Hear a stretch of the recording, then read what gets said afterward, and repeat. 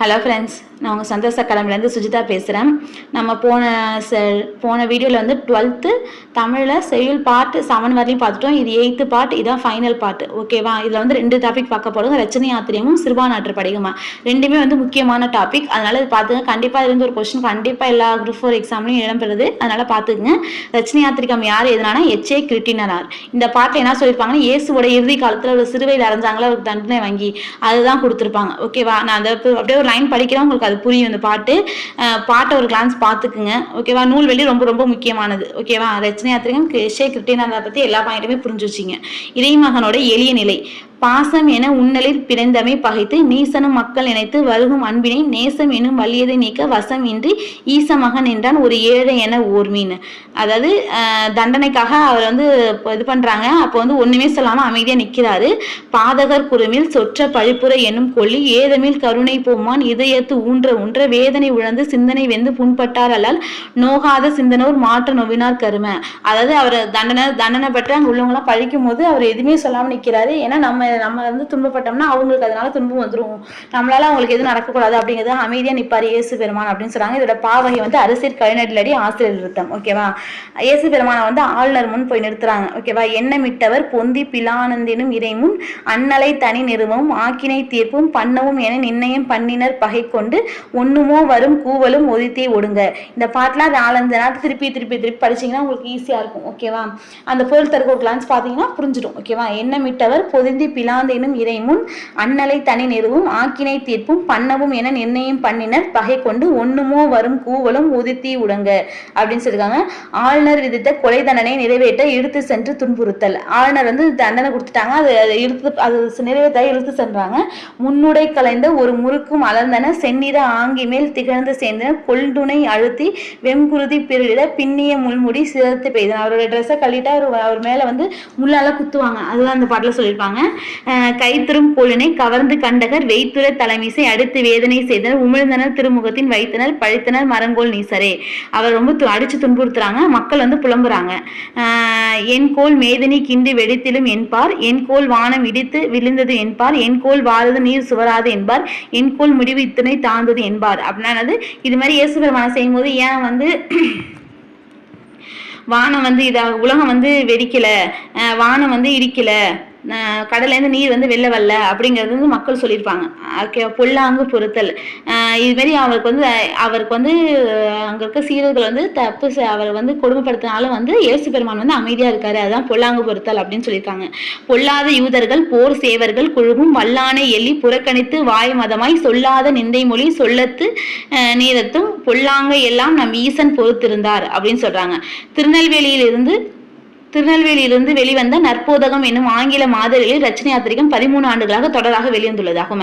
திருநெல்வேலியிலிருந்து வந்த நற்போதகம் என்ற ஆங்கில மாத இதழ், ஆன்மீக மாத இதழ்ல வந்து ரச்சனை ஆத்திரிகம் 13 ஆண்டுகளாக தொடராக வெளிவந்துச்சு அப்படின்னு சொல்றாங்க. முதல் பதிப்பாக இது எப்ப வெளியிட்டாங்கன்னா மே திங்கள் 1894. இது ஃபர்ஸ்ட் பாத்துங்க. 1894 ரச்சனை ஆத்திரிகம் 1894 வெளியிடப்படுறாங்க.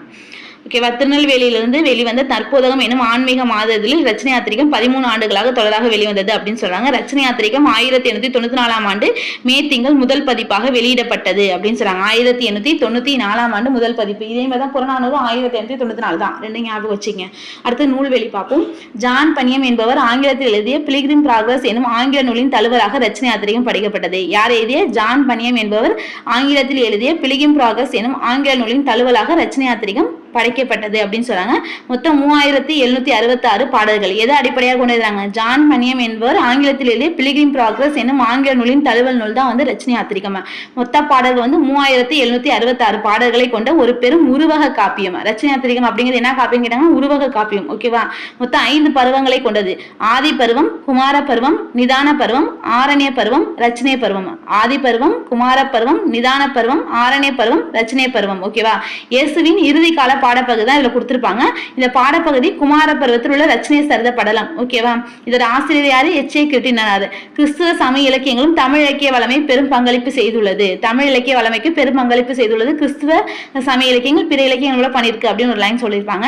இவருடைய நூட்கள் என்னன்னா போற்றி திருவருவல், ரச்சனிய மனோகரம். போற்றி திரு அகவல், ரச்சனிய மனோகரம். இவருடைய வேறு பெயர் என்னது? கிறிஸ்துவ கம்பர். போற்றி திரு அகவல், ரச்சனிய மனோகரம். இவருடைய வேறு பெயர் வந்து கிறிஸ்துவ கம்பர். ஓகேவா? நெக்ஸ்ட் அடுத்த பாட்டு வந்து சிறுபானாற்றுப்படை. இதோட முடியுது செயல்பாட்டு நத்தத்தனார் எழுதியிருப்பாரு. ஓகேவா?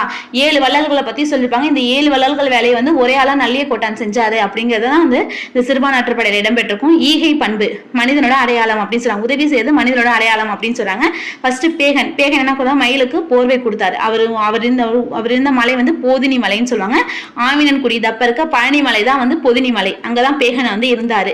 அவருக்கான பாட்டு கொடுத்துருக்காங்க பாருங்க. வானம் வாய்த்த வளமலை காவான், காண மஞ்சை கலிங்கம் நல்கி. காண மஞ்சைக்கு கலிங்கம், கலிங்கம்னா ஆடை கொடுத்தாரு. அருந்திரல் அணையின் ஆவியர் பெருமகன், பெருங்கல் நாடான் பேகனும் அப்படின்னு சொல்லிருக்காங்க. வலிமையும் பெருந்தன்மையும் நட்பண்பும் கொண்டவன் தான் பேகன். எனது வலிமையும் பெருந்தன்மையும் நட்பண்பும் கொண்டவன் தான் பேகன். பேகன் யாரு? மயிலுக்கு போர்வை கொடுத்தவர். பாரி வந்து பரம்பு மலை. இது வந்து பிரான் மலை என்று அழைக்கப்படுது. அதுல வந்து மொத்தம் 300 ஊர்கள் இருக்கு. இப்ப இது எங்க இருக்குன்னா சிவகங்கை மாவட்டம் திருப்பத்தூர் வட்டத்தை சேர்ந்த சிங்கனபுரி என்கிற கிராமம். ஓகேவா? இவர் என்னது? முல்லைக்கு தேர் கொடுத்தார். சுரும்புவன நறுவி உரைக்கும் நாக நெடுவலி, சிறுவி முல்லைக்கு பெருந்தேர் நலிகே, பிறங்குவல் அருவி விழும் சாரல் பரவின் கோமான் பாரியும். ஓகேவா? இவர் தான் பாரி. அடுத்தது காரி, மலையமான் நாடு. அது வந்து மாலாடு என்று அழைக்கப்படுகிறது. இது விழுப்புரம் மாவட்டம் தென்பண்ணை ஆற்றங்கரையில் உள்ள திருக்கோவிலூர் அப்படிங்கிற ஊர் தான் வந்து இந்த காரின்றது. இவரோட பேர் வந்து மலையமான் திருமுடிக்காரி. இவர் குதிரை செல்வம் எல்லாருக்கும் கொடுத்தாரு. ஓகேவா? அவரோட பாட்டு பாருங்க. கரங்கமணி வாளுள்ளை புறவியோடு. புறவின்னு பாருங்க, குதிரை. புறவினா குதிரை. ஓகேவா? வையகம் அருளை ஈர நன்மொழி இரவலருக்கு ஈந்து அல்லல் நிகழ்ந்து இமைக்கும் 5 வர நெடுவேல் கடல் தொடித்து தடுக்கை காரியும். கரங்குமணி வாளுள்ளை புறவியோடு வையகம் அருள ஈர நன்மொழி இரவலருக்கு ஈந்து அல்லல் திகழ்ந்தும் இமைக்கும் 5 வரல் நெடுவேல் கடல் தொடி தடக்கை காரியும் அப்படின்னு சொல்லியிருக்காரு. காரியோட பாட்டு. இதெல்லாம் ஒரு கிளான்ஸ் படிச்சீங்கனாலே உங்களுக்கு புரியும். பகையவர் அஞ்சக்கூடிய வகையில் நெருப்பை போல சுடர் விரிகின்ற நீண்ட வேலையினை விரல் கலவி உடையவர். பகைவர் அஞ்சக்கூடிய வகையில் நெருப்பை போல சுடர் விரிகின்ற நீண்ட வேலையும் விரல் கலவையும் உடையவர் தான் வந்து காரி. நெக்ஸ்ட் வந்து ஆயை, பொதிய மலை, அகத்தியர் மலைன்னு சொல்லுவாங்க. இவர் வந்து ஆடை கொடுத்தவர். நீலவண்ண ஆடை கொடுத்தவர். திருநெல்வேலியில குற்றாலம் பாபநாசன் தான் வந்து ஆயை. ஓகேவா? அவரோட பாட்டு பாருங்க. நிழல் திகழ் நீலம் நாகம் நல்கிய கலிங்கம் ஆலமர் செல்வருக்கு அமர்ந்தனன் கொடுத்து சாவா தாங்கி சாந்து புலர் தீனியோர் ஆர்வ நன்மொழி ஆயும். சிவனுக்கு கொடுத்திருப்பார். ஓகேவா? வில் ஏந்தியவர் சந்தனம் பூசிய உலர்ந்த தோள்களை உடையவன், ஆர்வத்துடன் இனிமையான மொழி பேசுபவன். வில் ஏந்தியவன் சந்தனம் பூசிய உலர்ந்த தோள்களை உடையவன், ஆர்வத்துடன் இனிமையான மொழி பேசுவன் தான் வந்து ஆயை. ஓகேவா? அதுக்கு அதிகன். அதிகன்னா அதிகமான் தான். அவனோட பேர் வந்து அதிகமான் நெடுமான் அஞ்சி அப்படின்னு சொல்லுவாங்க. அவன் ஊர் வந்து தகடூர், தருமபுரி. இப்ப இருக்க தருமபுரி. அவன் நெல்லிக்கனி எந்த பகுதியில் எடுத்துனா பூரிக்கல் மலைப்பகுதி. தருமபுரியில பூரிக்கல் மலைப்பகுதியில தான் நெல்லிக்கனி எடுத்து அவையார் கொடுத்திருப்பாங்க. ஓகேவா? அவரோட பாட்டை பாருங்க. மால்வரை கமன் பூஞ்சாரல் கவனி நெல்லி அமிர்து விலை தீங்கினி அவ்வையாருக்கு இந்த உரைச்சினை கனலும் ஒழித்திகள் நெடுவில் அரவக்கடல் தானே அதிகனும் அப்படின்னு சொல்லியிருப்பாங்க. சினமும் ஒளிமிக்க வேலையும் உடையவன், கடல் போன்ற ஒளிக்கும் படையினை உடையவன். சினமும் ஒளிமிக்க வேலினை உடையவன், கடல் போன்ற ஒளிக்கும் படையினையும் உடையவன் தான் வந்து அதிகன். ஓகேவா? நெக்ஸ்ட் 6வது நல்லி கொடுத்திருப்பாங்க. நல்லி வந்து எல்லாருக்கும் செல்வத்தை வாரி வாரி கொடுத்திருப்பான். நல்லி மலை. இது எங்க இருக்குன்னா ஊட்டி, உதகமண்டலம். நெடுங்கோட்டு மலைமுகடு அப்படின்னு சொல்லுவாங்க. உதகமண்டலம் ஊட்டி. அவனோட பாட்டை பாருங்க. கரவாது நட்டோர் ஓப்ப நடை படிகாரம் முட்டாது கொடுத்த முனை விலகும் தடக்கை துளிமலை பொலியும் வலி நுஞ்சும் நெடுங்கோட்டும் நலிமலை நாட்டான் நல்லியும் அப்படின்னு சொல்லுவாங்க. அவனோட சிறப்பு என்ன கொடுத்தாங்க? பெரிய கைகளை உடையவன், காலம் தவறாமல் பெய்யும் மலை போன்றவன், போர் தொழில் வல்லமை, மலை காற்று எப்பொழுதும் இருக்கக்கூடிய உயர்ந்த மலை நாட்டை உடையவன் அப்படின்னு சொல்றாங்க. உயர்ந்த மலை நாட்டை உடையவன் தான் நல்லி. அடுத்தது ஓரி, கொல்லிமலை, நாமக்கல் மாவட்டம். இவனோட பேர் வந்து வல்வில் ஓரி அப்படின்னு சொல்றாங்க. கூத்தருக்கு நாட கொடுத்தவன். ஓகேவா? நலிச்சினை நரும்பொழுதும் கழிஞ்சன் நாகுமுதின் நாகத்து குறும்போரை நன்னாடு கோடியருக்கு இந்த காரி குதிரை காரியோடு மலைந்த ஓரி குதிரை ஓரியும் அப்படின்னு சொல்லியிருக்காங்க. காரி என்னும் வலிமை மிக்க குதிரையை கொண்ட காரி என்பவனை எதிர்த்து நின்று அஞ்சாமல் போரிட்டவர் தான் வந்து இந்த ஓரி. ஓரி என்பவன் வலிமை மிக்க குதிரை தன் இடத்தில் கொண்டவன் தான் வந்து ஓரி. ஓகேவா? இவர்களோடு நல்லியக்கூடன். இந்த 7 பேர் செஞ்சது வந்து இந்த நல்லியக்கூடன் ஒரு ஆளா செஞ்சான். இவன் வாழ்ந்தது ஒளிமா நாடு திண்டிவனத்துல இருக்கு அப்படிங்கறதான் வந்து சொல்லியிருப்பாரு ஆசிரியர். ஏன்னா அங்கு 7 சமம் கடந்த 7 உலர் திணிதோல் 7வர் புண்ட ஈகை செந்தும் விரிகடல் வேலி வியனுலக விலகும் ஒரு நான் தாங்கிய உரனுடைய நோனால் அப்படின்னு சொல்றாங்க. ஓகேவா? சிறுபான் ஆற்றுப்படை நல்லிய கோட்டானை பற்றி சொல்லியிருப்பாங்க. இந்த 7 வள்ளல்கள் செஞ்ச வேலையை ஒரே ஆளா செஞ்சிருப்பான் அப்படின்னு சொல்லியிருக்காங்க. அங்க கீழே கொடுத்துறாங்க பாருங்க. பாரி பேகன் செய்த ஈகை உணர்வின் காரணமாக செய்யப்பட்டது. இச்செயலை இவர்களின் பெருமைக்கு புகழ் சேர்ந்தாகிடும். இந்த மாரி ஈகை உணர்வு செய்யறதுக்கு வந்து பழமொழி நானூறு வந்து ஒரு இது சொல்லுது. பழமொழி நானூறு வந்து ஒரு பழமொழி சொல்லுது. அறமிடமும் சான்றோர் அணி அப்படிங்கிறது சொல்லுது போது முக்கியம் பார்த்துக்குங்க. புறநானூற்றில் வந்து குமணன் அப்படிங்கிற ஒரு வள்ளலை பத்தி சொல்லியிருப்பாங்க. இவர் வந்து முதுரை மலை அதாவது பழனி மலை ஆட்சி செய்த குறுநில மன்னன். இவரோட பாட்டு வந்து புறநானூற்றில் 158வது பாட்டு, 164வது பாட்டு, 165வது பாட்டு இடம்பெற்றிருக்கும். குமணன் தம்பியிடம் நாட்டை கொடுத்து விட்டு காட்டுல போய் இருப்பாரு. அவர் தம்பி பேர் வந்து இளங்குமணன். இளங்குமணன் என்ன பண்ணுவானா தன் அண்ணனோட தலை கொய்து ஒருவருக்கு பரிசு அனுப்புவான்.